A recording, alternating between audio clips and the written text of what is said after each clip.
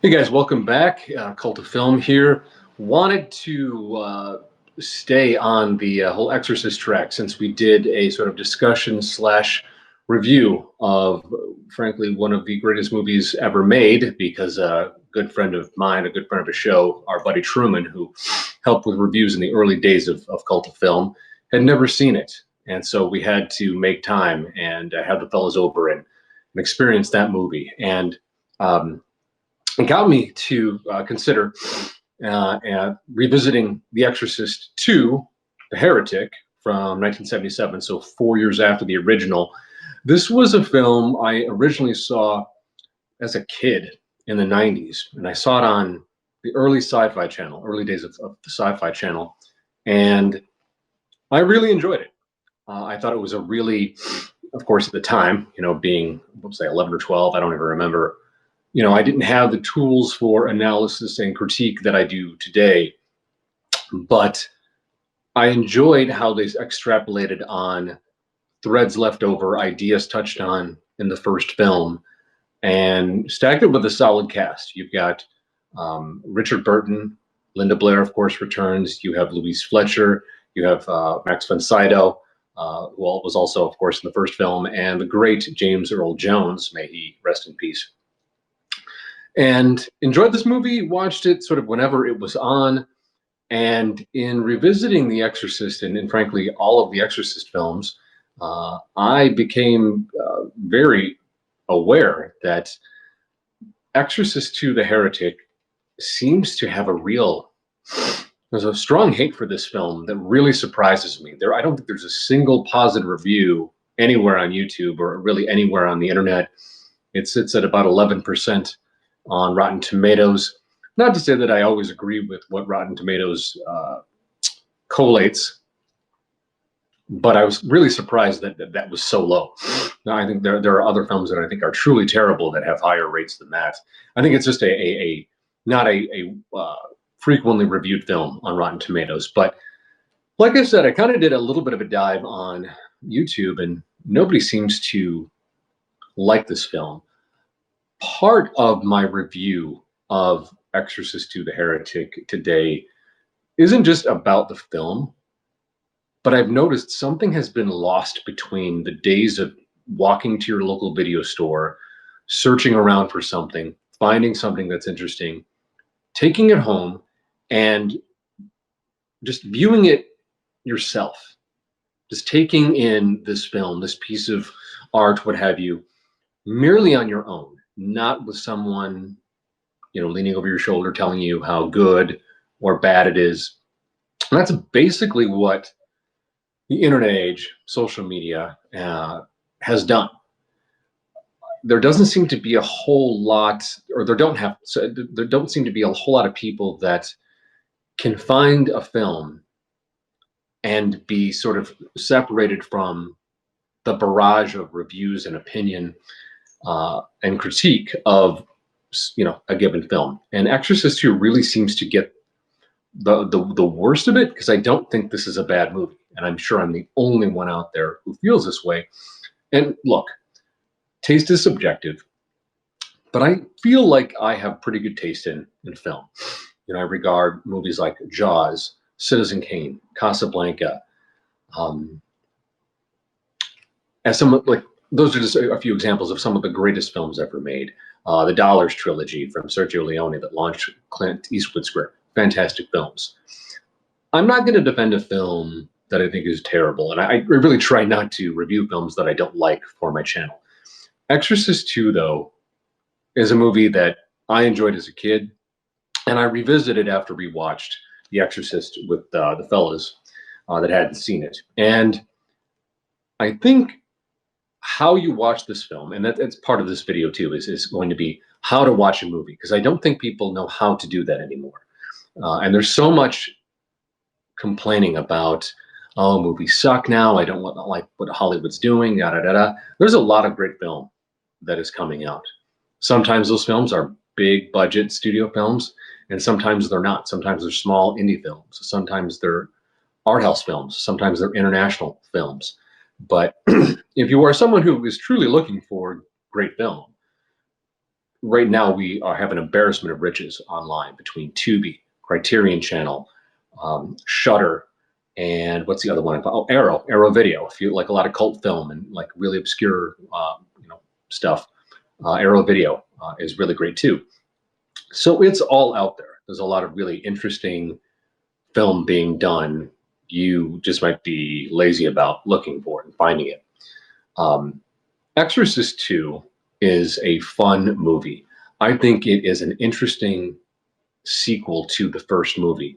And the reason I say that is it picks up the threads of the sort of the theology and the cosmology that was established in the first film. It picks up with the character of Regan, played by Linda Blair. Now, 4 years later, she's a young woman and she is living her life in New York City. She's a, a stage actress, or at least doing musicals, which is one of my favorite parts of this film. Is it is not a repossession film. I think it would have been super lazy to do a sequel where the devil's back and he takes back Regan, and that would have really sort of undone and frankly disrespected the first film.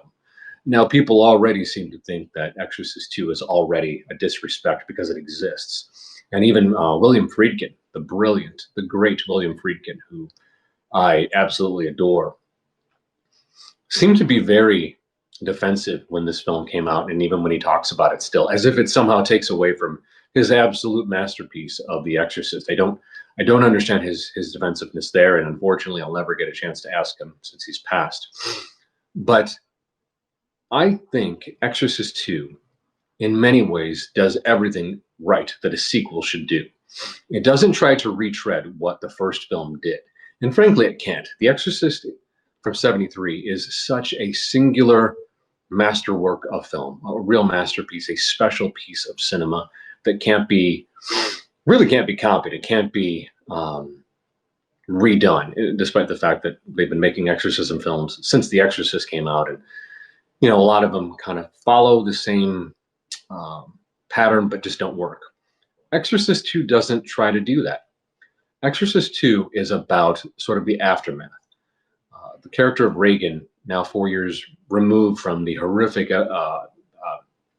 events of the first film, like I said, is now a young woman sort of living her life, trying to find her place in the world. And she's really sweet. It's also seeing a psychiatrist played by the great Louise Fletcher that many of you might know as Nurse Ratched from One Flew Over the Cuckoo's Nest. And there's sort of a mother-daughter sort of relationship there. Louise Fletcher's character is sort of the skeptic, the person who is not of faith but of science, of logic and reason. And they have a great sort of dynamic. There's a sort of mothering that goes on there. Over the course of the film, we do I'm going to try really hard not to spoil too much for you, but it's kind of revealed that Regan is some type of a healer, that either there may or may not be something supernatural going on with her, but she has an ability to speak to the children that Louise Fletcher's character cares for. Louise Fletcher, again, she's like this therapist, psychotherapist, behaviorist that works with children that have sort of cognitive limitations. And over the course of the film, we have Regan spending more time with her, and it seems that Regan has a knack for talking with children who maybe are not verbal or are withdrawn. I'm assuming it's a form of autism that they're dealing with within the film. It's not explicitly stated. And I really like that. I like that in the sequel, you have Regan sort of coming into her womanhood, coming into her personhood, and she is a positive force. She's not the victim like she was in the first film. So again, we're totally playing against expectations, and we're not retreading what the first film did. This is exactly what you should do in a sequel, and I think it's beautifully done. You have a new priest that comes into basically most of the movie is about the priest, Father Lamont, who's played by the great Richard Burton. And he is tasked by the Vatican to clear up exactly what happened in Georgetown, again, in the events of the first film, with regard to the exorcism that occurred. And so he's kind of on an investigation throughout the entire film. And he does a deep dive on Father Merrin. and Father Merrin's past, and what led Merrin to this little girl in Georgetown, and how does it connect to a young boy in Africa that he helped to exorcise many decades earlier. That young boy is played by James Earl Jones, who appears as an adult when we meet him in the film. Again, I'm not spoiling too much there. There's a lot of interesting things that occur. So you have really interesting plot threads going on. Father Lamont, again played by Burton, is a man who is questioning his faith. So there is a recycling of the theme from Father Karras in the first film, who was grappling with his faith or his crisis of faith, and that is now sort of transferred to Father Lamont, who, despite his misgivings, despite his questions, continues on with his quest to clear the name of Father Merrin. As he goes through it, he is connected to Regan, and again, without giving too much away, they sort of form a bond, and it's impossible not to investigate and clear the name of Father Merrin without spending time with Regan, who was the last to see him, quite frankly. And sorry if you haven't seen the original Exorcist, but deal with it. Definitely watch it. I'm not ruining too much there. They kind of form a bond, and the themes of goodness, why a demon or the devil might want to possess certain people, is explored in this film. It's explored in this sort of unfurling of maybe why Regan was a target to begin with. That crosses over to the character of James Earl Jones in the film, and why he might have been a target. What's the connection there? This brings Father Lamont sort of all over the world, and the stakes get higher and higher. Father Lamont had experienced a great trauma at the top of the film. So at the beginning of Exorcist II, the Heretic, something occurs that shakes Father Lamont, and it's right before he gets this assignment to clear Merrin and figure out what went on. And we then have this thread of Louise Fletcher's character, the doctor, the therapist, and so there's kind of a push and pull on each side of Regan. On one side, you have faith, though maybe a crisis of faith on the one hand with Father Lamont, and on the other, you have reason, science, and so forth with Louise Fletcher's character. The entire film kind of feels like a dream. There is kind of this soft patina that covers every frame of this film and gives it a very dreamlike quality, which is something that I really like about it. There aren't a lot of crazy jump scares necessarily, and so in that respect, it also sort of plays against expectation. Exorcist II, to me, almost seems like it's an exploration again of theology, of cosmology. It's a much more existential film. I think it has more in common with, say, the work of Andrei Tarkovsky, if you're familiar, the guy who did Mirror, who did Solaris. It's a much more existential film than the grand drama and conflict of the first Exorcist film. And I think that's okay. And I think it's why I like it. Again, it doesn't try to be the first film. It does its own thing. And again, it feels dreamlike the entire time you're there. It's very set piecey, which is I happen to like. Every location feels like it's supposed to be. Okay, here we're in Ethiopia. Here we're in Georgetown. Here we're in New York. But every place doesn't. It's like, okay, it is, but it almost feels like what you would think those places would be in your dream. And there's a hallucinogenic sort of air about the entire film, which I think is Father Lamont. I think we are feeling most of this film, and we're really seeing most of what is going on through the eyes of Father Lamont. And most films wouldn't dare to do this, and most sequels of incredibly powerful masterwork hit films would never try to do this. And again, it's part of why I like it. I don't think here's the thing. I think going into it, I think John Borman, who directed it, would have. I don't think the guy could have won. I think even if he had done what people quote unquote wanted or what was expected, which I'm not sure what that would have been, if he would have gone by the numbers and tried to redo the first film, maybe with different characters or in a different way, he still would have been dismissed, raked over the coals because of the incredible, groundbreaking nature of the first movie. And so I don't think he tried to do that, and he was right to do that. I think because it was the 70s, it was what, 77 when this movie came out, he just wasn't going to catch a break. This was the exact same year that William Friedkin, who directed the first one, dropped Sorcerer, which is also an absolute masterpiece. We love Friedman on this channel. Both The Exorcist and Sorcerer from 77 are part of what I call the Friedkin Five, the five essential Friedkin films that everyone should watch. And that movie dropped and is absolutely masterful and beautiful and intriguing and compelling.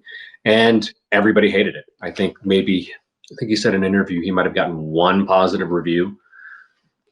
But this was a day when the critics had all the power. There was no internet. There was no way for people to counter with a differing opinion. If they just decided they didn't like you, they decided you were too big for your britches. Oh, this Billy Friedkin kid, he thinks he's so great. He's got all these hits. Well, let's take him down a peg. And that's exactly what they did. So 77 saw a lot of great movies. 3 movies in particular I think you should watch. Obviously, Exorcist II, The Heretic, after you've watched the first Exorcist. Sorcerer by Friedkin, and a movie called The Psychic, sometimes titled Murder or 7 Notes in Black, also known as The Psychic, which is a Tarantino favorite, directed by Lucio Fulci, probably his greatest film. So 77 had a lot of great films, but unfortunately, you had all the power for our reviewing films and deciding what people should see was really in an ivory tower of newspaper columnists. And so this film, I think, really got the wrong end of the stick, like these others. And again, is Exorcist II: The Heretic the greatest film ever? No. Is it a great film? Maybe not, but it is not nearly as terrible as people want to claim that it is. And this is the film that I want to, if you've been watching, this long, go out when you're going to approach a movie, moving forward, if something looks interesting to you, don't look up reviews. Don't ask people what they think. Don't even go to YouTube or try to look up trailers, because there's a lot of trailers out there that are so poorly cut that they give away the entire movie or give away some of the best moments in the movie. I can't believe how horribly done many trailers are. Just the editing on these trailers is horrific.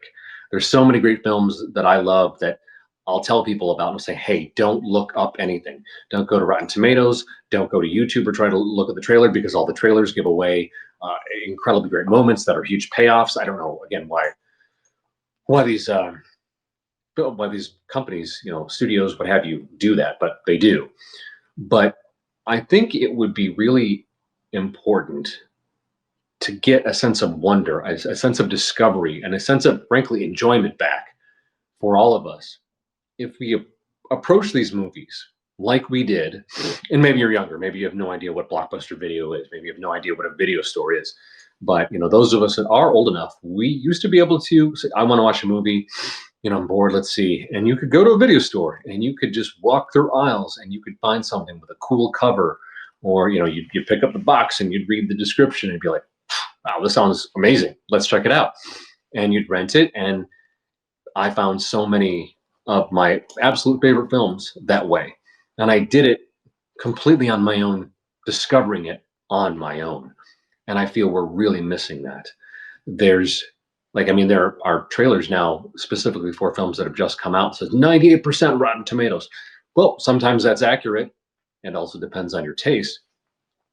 But for those of you, especially those of you who are convinced that there is nothing good being made, we have massive back catalogs of films. I'm really stuck in the 70s at the moment, and my channel really reflects that, a bit in the 80s.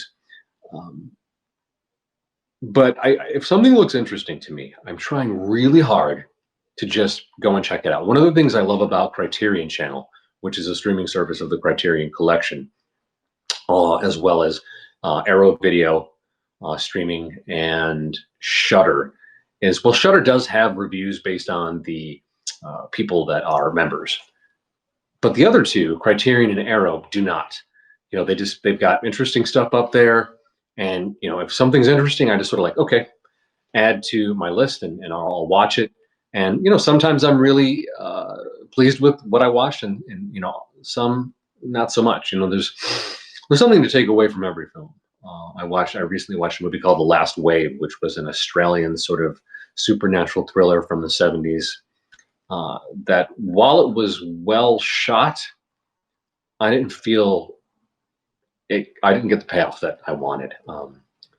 But it was still beautiful. I got to see what Australia was like in the 70s. I'm always curious to see someplace other than the US or Europe in these different eras. So I got something out of it. You know, wasn't really thrilled with it. I rewatched The Lighthouse recently for only the second time.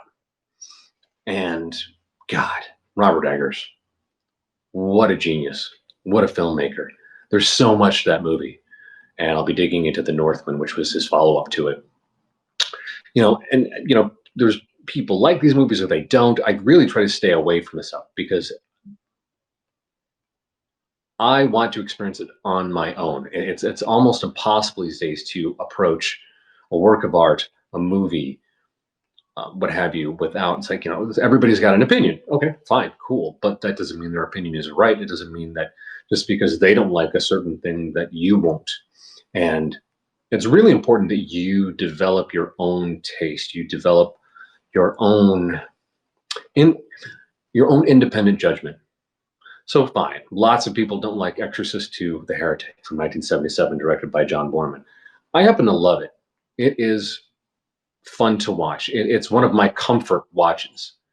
And some of my other comfort watches, to give you an idea of the company that this film keeps in my mind, in my heart, and in my taste, I have it right up there with comfort watches of the Tarkovsky films, of some of the Regan films, going from French Connection all the way to Live and Die in LA. So that's the company this film keeps for me. You might not feel the same, but I do feel that the derision that this film has received isn't because people came upon this film on their own and watched it on their own with a clean slate. I think a lot of this is groupthink. I think there are a lot of people out there that see, oh, such and such said, because everybody on the internet or everybody on YouTube said this is a terrible movie. Well, it must be. Well, not necessarily. You know, keep in mind that Blade Runner was completely shat upon when it debuted. The Thing, John Carpenter, 1982, was 81 or 82, also completely shat upon. People were horrified by it. It was not a hit. It is not understood as the masterpiece of cosmic horror that it is today. You know, Blade Runner was not this masterpiece right out the gate. It took several years for people to come around and be like, wow, this movie is something else. And I'm not saying that Exorcist II, The Heretic is going to occupy that space, but it also doesn't deserve the hate that it gets. It's a very, again, dreamlike, patina-covered exploration of themes established in the first film. We get to see the growth of the character of Regan. We get new characters like Father Lamont and I'm going to look up Louise Fletcher's character. God damn it.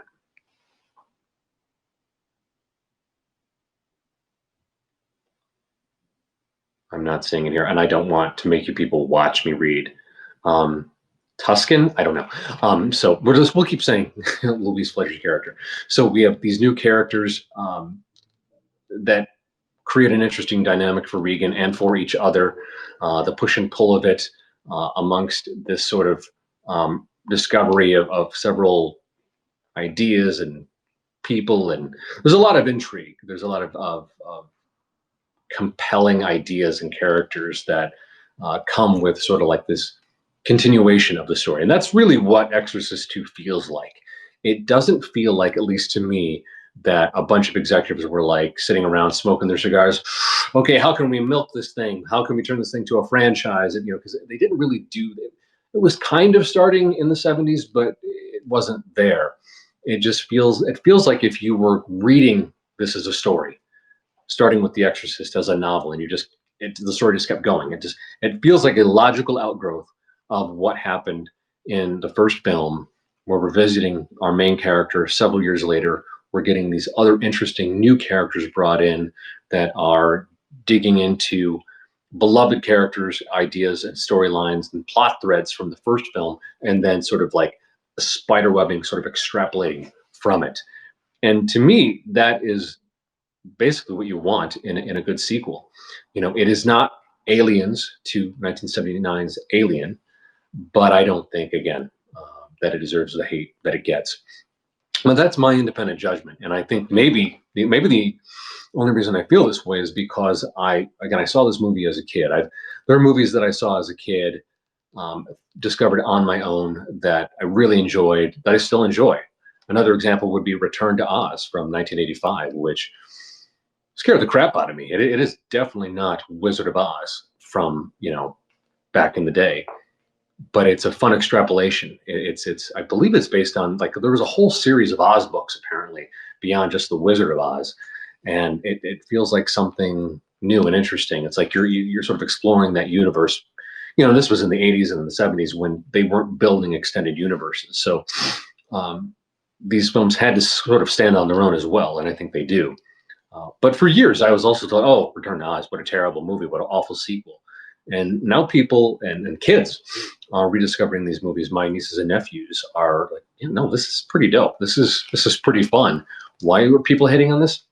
I don't know. Again, I think it's a lot of groupthink. You don't have to like the movie. Nobody has to like any movie. But I wish there was a little bit more fairness. And I think we are not as served by the hyper review, hyper critique culture of the internet and of social media, and it's really hurting our ability to better evaluate and critique films. And I don't think you necessarily have to go in, with a critical eye on anything. I don't like the word critic. I don't like to be critiquing things. I really do cult of film to share with you the things that I love. When I did the video on Italian horror, all the Fulci stuff, those aren't great films. They are great cult films. They have a lot going for them. They're fun in specific ways, but they're not going to be winning any Oscars. And while Exorcist II, the Heretic, certainly, didn't win any Oscars, and it was never going to get the chance to, and maybe it didn't deserve to win Oscars, but it also wasn't the worst film and one of the worst sequels ever made, as is laid on it. It's really not. I think each entry in the Exorcist films, 1, 2, and 3, that's all I really count, they have their own thing. Each one of them, while 2 and 3 do revisit plot threads from the first film, both 2 and 3 explore them in different ways, and they explore different characters. The revisiting of Regan a few years later and digging in and going down the rabbit hole on Father Merrin and all of that in 2, I think was brilliant. I think it was fun. I think it's interesting. Exorcist II, I think, is more of cosmological, almost sort of a sci-fi thriller than a straight horror, maybe a cosmological, theological drama, if you will. And then with part 3, which when it came out, I remember seeing the trailer. Exorcist 3 was originally called Exorcist 3 Legion because it's based on William Peter Blatty's novel Legion that happens to involve one of the characters from the Exorcist novel. But they had to get Exorcist in the title, otherwise he couldn't make it. And he wrote it and he directed it and he knocked it out of the park. But it also comes to that world from a different angle, from different characters. And all 3, I think, are worth watching. And my goal will be to review all 3 for the channel. Working really hard not to spoil too much. There's moments in Exorcist 2 that I really love. And I think Exorcist 2 is almost sort of like a psychedelic trip in a way. And if you look at the trailer, that seems to be how they marketed it, how they cut that trailer. Whereas the original Exorcist trailer is very grounded and very severe.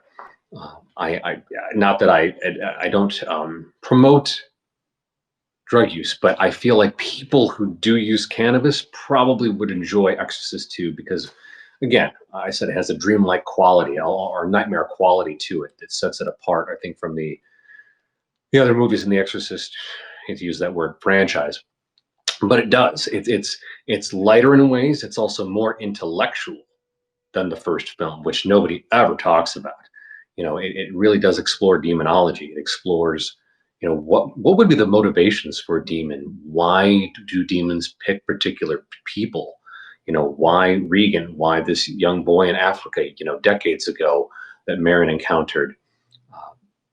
All these are fun questions that are posed in this movie, and we do get answers. Not everything is explained, but it's just a fun sort of dreamlike nightmare cosmological theological drama, and it deserves way more of a fair shake than it's getting. And so I think you should see it, but also go in understanding that it is not the first film.